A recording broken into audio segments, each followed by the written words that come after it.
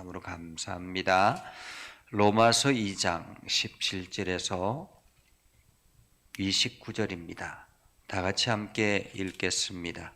유대인이라 불리는 내가 율법을 의지하며 하나님을 자랑하고 율법의 교훈을 받아 하나님의 뜻을 알고 지극히 선한 것을 분간하며 맹인의 길을 인도하는 자요 어둠에 있는 자의 빛이요 율법에 있는 지식과 진리의 모본을 가르친 자로서 어리석은 자의 교사요 어린아이의 선생이라고 스스로 믿으니 그러면 다른 사람을 가르치는 내가 내 자신은 가르치지 아니하느냐?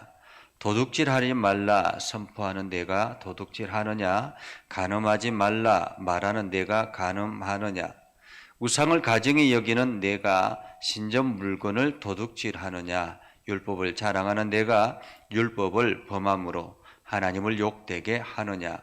기록된 바와 같이 하나님의 이름이 너희 때문에 이방인 중에 모독을 받는도다. 내가 율법을 행하면 할례가 유익하나 만일 율법을 범하면 내 할례는 무할례가 되느니라.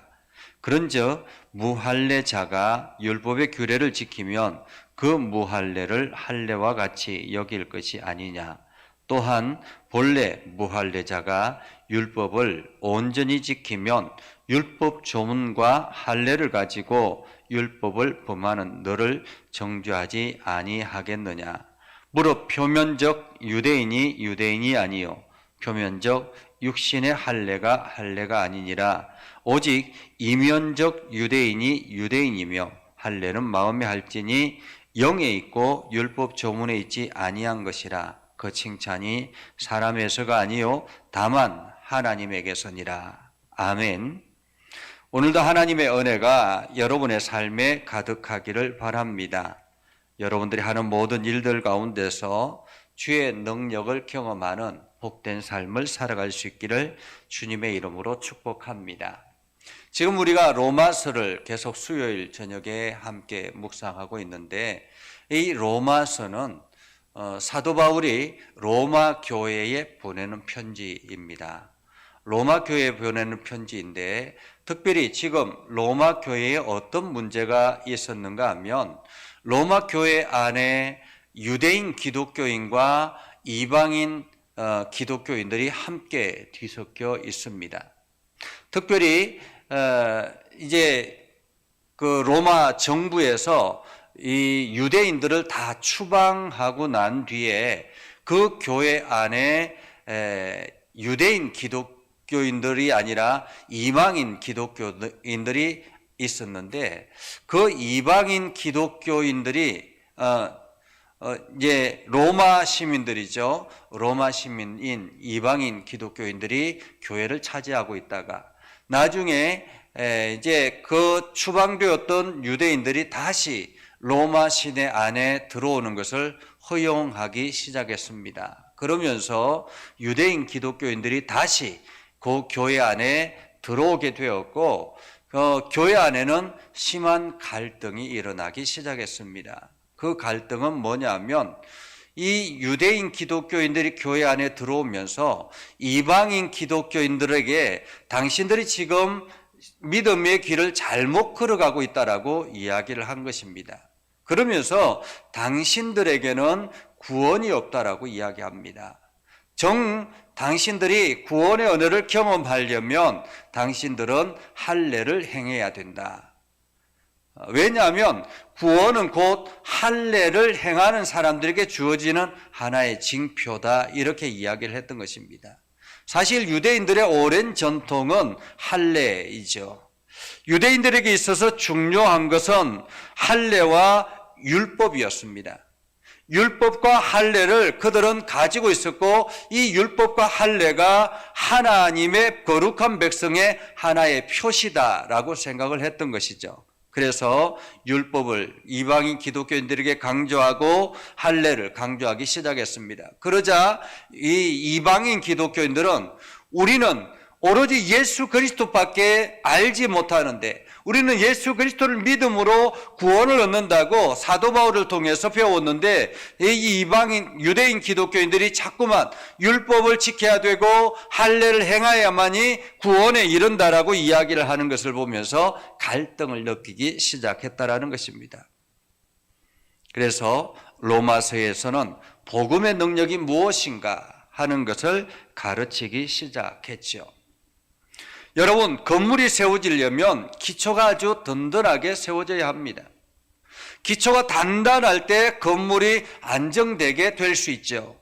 한마디로 교회와 믿음의 사람들의 신앙의 기초는 복음의 능력이 단단하게 세워져야만이 그 신앙의 기초가 온전하게 세워질 수 있는 것입니다.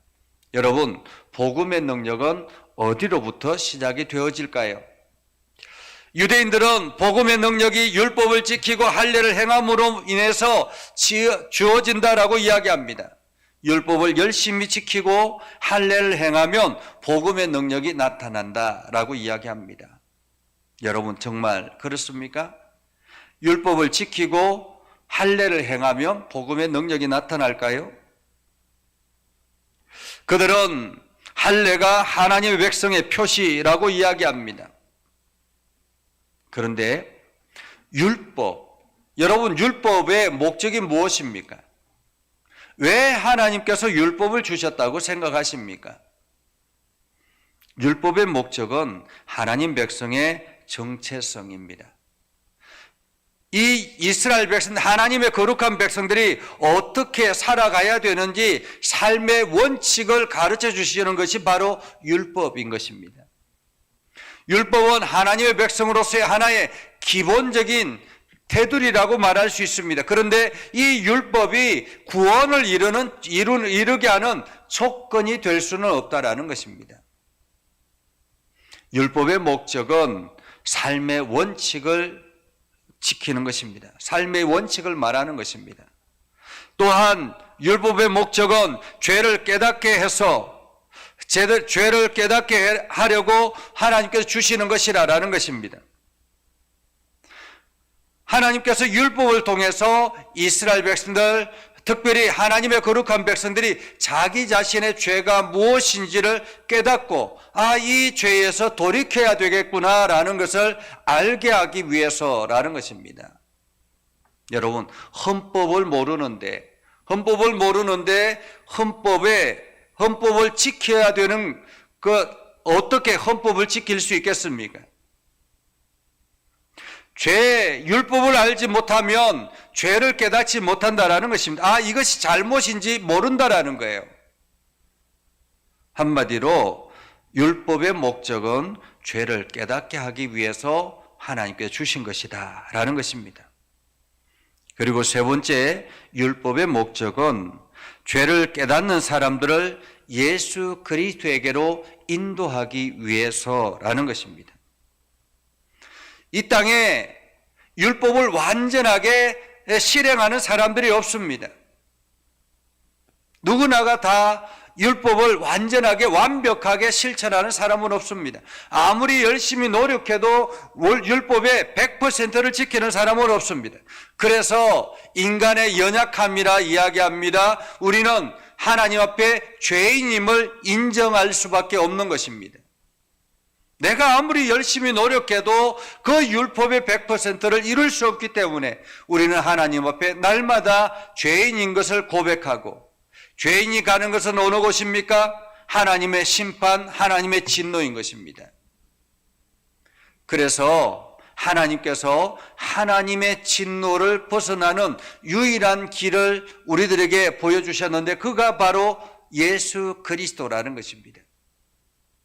그래서 율법을 지키지 못하는 죄인들이 예수 그리스도 앞에 나아가서 예수 그리스도의 이름을 통해서 구원의 은혜를 잊게 되고 우리는 하나님 앞에 의롭다라고 인정받게 된다라는 것입니다. 그래서 율법은 죄를 깨달은 사람이 예수 그리스도에게로 나아가기 위해서 하나님께서 율법을 주셨다라는 것입니다. 자, 그러면 할례는 무엇입니까? 할례는 사내 아이가 태어나면 사내아이의 그 성기의 끝부분을 표피를 잘라서 그 표피의 끝을 잘라서 떼어내는 것입니다. 한마디로 할례는 하나님의 백성의 표시이자 율법을 지키지 못할 때 이렇게 조각처럼 잘려져 나갈 것임을 이스라엘 백성들에게 알려주는 것이라고 말할 수 있습니다. 할례의 표피가 잘려져 나가는 것처럼 말입니다. 그렇기 때문에 이 할례는 하나님의 거룩한 백성의 하나의 표시다라고 말할 수 있습니다. 그러나 이 할례가 구원의 조건은 될 수 없다라는 것입니다. 구원의 조건은.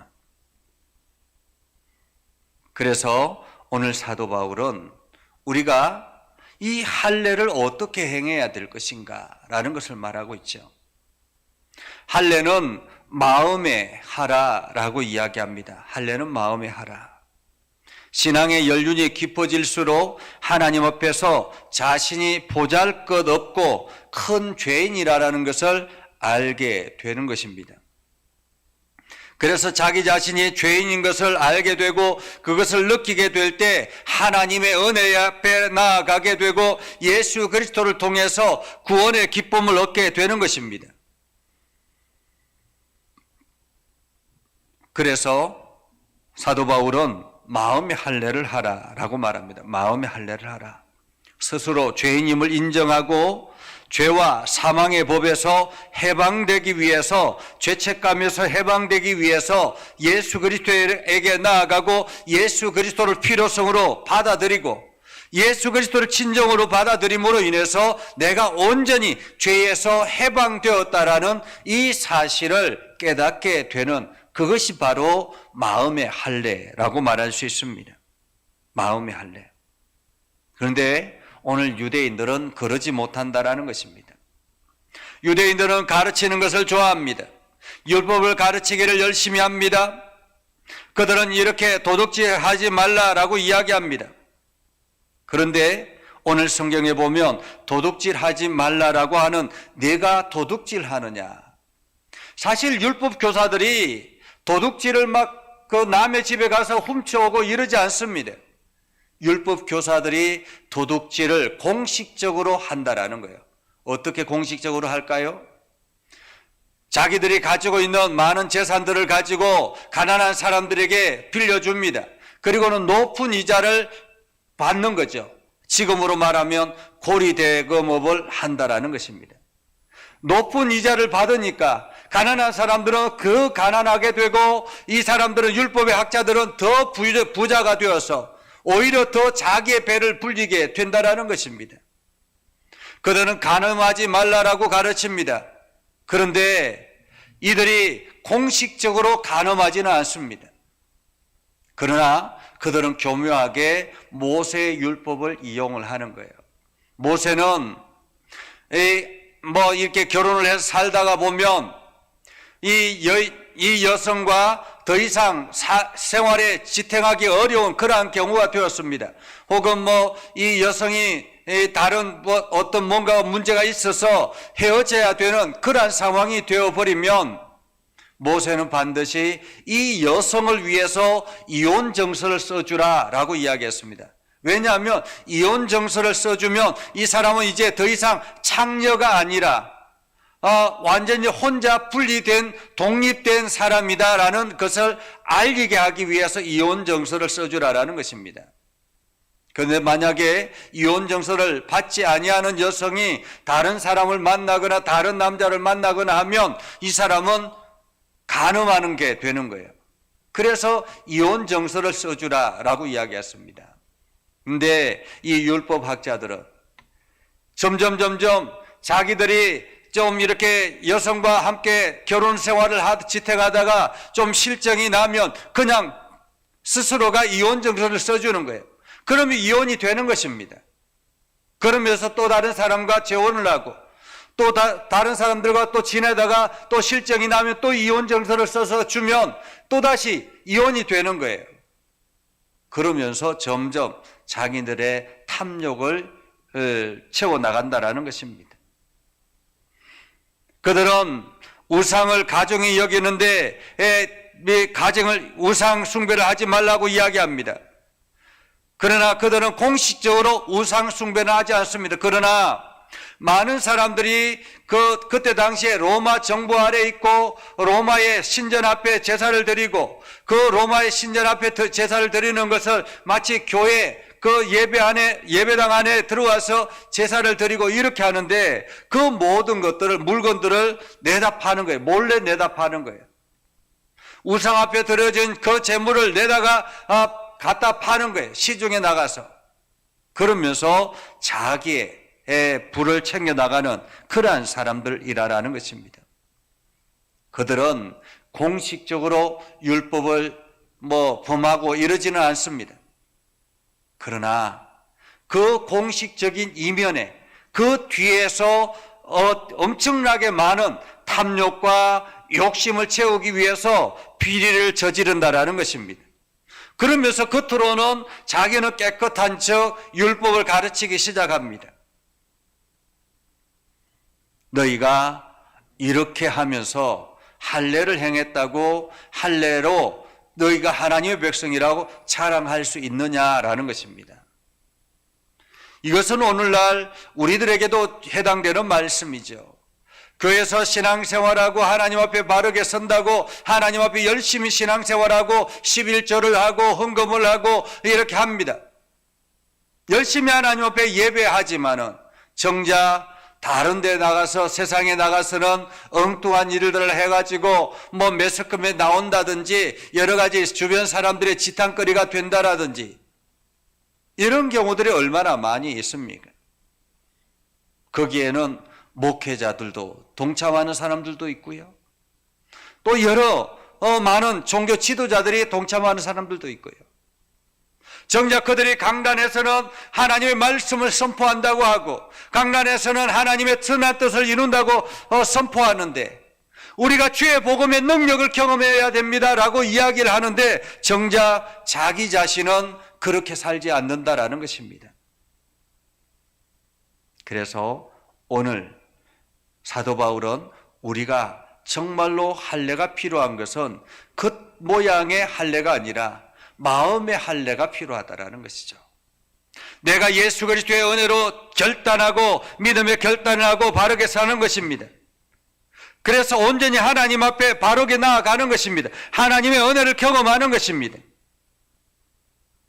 우리가 하나님 앞에 인정받으려고 율법을 지키는 것이 아니라 하나님의 은혜에 감사하여서 자연스럽게 율법의 삶을 지켜나가는 것이다라는 거죠. 오늘 우리가 그리스도인으로서 내가 이렇게 하면 하나님의 진노를 받을 것이야 라고 생각해서 우리가 바른 생활을 하는 것이 아니라 말씀에 순종하는 삶을 살아가는 것이 아니라 내가 죄인임을 깨닫고 하나님의 은혜 안에 나아가다 보니까 예수 그리스도의 은혜가 이렇게 나에게 크구나. 내가 그 말씀에 순종해야지. 주님의 말씀 앞에 나아가야지. 이렇게 나아가는 것입니다. 이것은 마치 자녀가 부모님이 두려워서 부모님의 말씀의 권위를 지키는 것이 아니라 부모님의 사랑이 너무너무 감사하고 부모님의 은혜가 너무너무 감사하여서 날마다 부모님이 말씀하시는 그 말씀대로 내가 살아가야 되겠구나라고 생각하는 것이죠. 여러분은 어떤 차이가 있을까요? 부모님이 두려워서 부모님의 말씀을 지키는 자녀와 부모님의 그 사랑과 은혜가 감사하여서 그냥 부모님의 말씀을 지키는 자녀, 둘 중에 어느 자녀가 부모님의 사랑하는 자녀가 되겠습니까? 당연히 부모님의 그 은혜와 사랑을 느끼고 경험하고 거기에 감사해서 은혜에 보답하기 위해서 주의 부모님의 말씀을 지키는 것이 옳지 않겠습니까? 우리가 신앙생활하는 것도 마찬가지입니다. 율법을 마음의 할례를 하라라는 것은 내가 하나님의 말씀, 하나님께서 이렇게 말씀하셨기 때문에 하나님이 두려워서 이 율법을 지키는 것이 아니라 하나님께서 나를 위해서 당신의 아들을 이 땅에 보내시고 우리를 구원하기 위해서 당신의 아들을 희생하셔서 십자가에 내어주셨기 때문에 그 하나님의 은혜 안에 내가 날마다 죄인임을 고백하고 그 은혜로 나아가게 됨을 감사하여서 내가 하나님의 말씀 앞에 철저하게 순종하며 나아가는 것입니다. 그래서 우리가 말씀을 지키며 나아가는 것은 내 의지가 아니라 내 안에 계신 성령 하나님께서 함께 나아가는 것입니다. 성령 하나님이 나를 이끌어갈 때에 우리가 온전한 길로 나아가게 되는 것입니다. 성령 하나님이 내 안에서 역사하실 때 내가 믿음의 길을 온전히 나아가게 되는 것입니다. 우리는 비호감의 크리스찬이 되어서는 안 됩니다. 지금 대통령 선거가 역대 비호감 투표라고 이야기를 하죠. 우리 그리스도인들은 세상 사람들에게 비호감의 크리스찬이 되어서는 안 됩니다. 오늘도 우리는 하나님의 은혜 안에 순종하며 믿음의 길을 한 걸음 한 걸음 걸어가야 되는 것입니다. 그래서 오늘 예수님께서 사도 바울을 통해서 말씀하는 것은 무릇 표면적 유대인이 유대인이 아니요 표면적 육신의 할례가 아니라 오직 이면적 유대인이 유대인이며 할례는 마음에 할지니 영에 있고 율법 조문에 있지 아니하다라고 이야기합니다. 여기서 표면적인 유대인은 그냥 공식적인 유대인을 말합니다. 드러나는 유대인을 말합니다. 지금으로 말하면 교회 안에 교회 명부에 나와 있는 이름 적혀져 있는 올려져 있는 그리스도인을 말하는 것이죠. 그러나 그 교회의 명부가 중요한 것이 아니라 이면적인 유대인이 더 중요하다라는 거죠. 그것은 바로 교회 명부에는 올려져 있지 않지만은 내 마음속에서 예수 그리스도를 받아들이고 하나님의 은혜를 감격하며 날마다 겸손하게 우리가 죄인임을 고백하고 주님 앞에 나아가는 것, 그 사람이 바로 진정한 그리스도인이다라는 말입니다. 표시되지 않은 유대인이 진정한 유대인이다. 여기서 유대인은 하나님의 백성을 말하죠. 표시되지 않은 마음에서 겉으로는 드러나지 않지만은 마음에서 우러나서 하나님 앞에 나아가는 엎드리는 그 사람이 진정한 하나님의 백성이다라는 것입니다. 그렇기 때문에 여기서 중요한 것은 표면적 유대인이 이면적 유대인이 될 수도 있습니다. 그러나 반드시 표면적 유대인이 이면적 유대인이라고 말할 수는 없습니다. 그러기에 우리는 그리스도인으로 등록되어져 있지만은, 그래서 내가 하나님 앞에 세례를 받았지만은 내 마음속에 하나님을 향한 진정성이 없으면 우리는 표면적 유대인에 불과하다라는 것입니다. 우리가 이면적 유대인이 되기 위해서는 내 행동과 내 마음이 하나가 되어서 일치되어야 된다는 거죠. 그리스도인은 생각과 마음과 행동이 하나가 되는 것을 말합니다. 오늘 할례는 겉으로 드러나는 할례가 중요한 것이 아니라 내 마음속에서 할례하는 것이 중요합니다. 내가 세상의 것들을 잘라내고 온전히 하나님의 거룩한 백성으로 살겠습니다. 고백하는 것이 마음의 할례이죠. 그래서 율법의 조문이 중요한 것이 아니라 내 안에 영이 살아서 역사하고 그 역사함에 순종하는 그 사람이 칭찬받는 사람이다라는 것을 오늘 말하고 있습니다. 오늘 우리는 이러한 할례는 마음에 하여서 우리가 비호감의 크리스찬이 아니라 정말로 많은 사람들이 참으로 저 사람은 그리스도인이구나, 저 사람은 참으로 인정할 만하구나, 이러한 칭찬을 듣는 크리스찬이 될 수 있기를 주님의 이름으로 축복합니다. 기도하겠습니다. 거룩하신 아버지 하나님, 오늘도 우리의 삶 가운데 함께 하시고 하나님의 은혜가 넘쳐나게 해주심을 감사드립니다.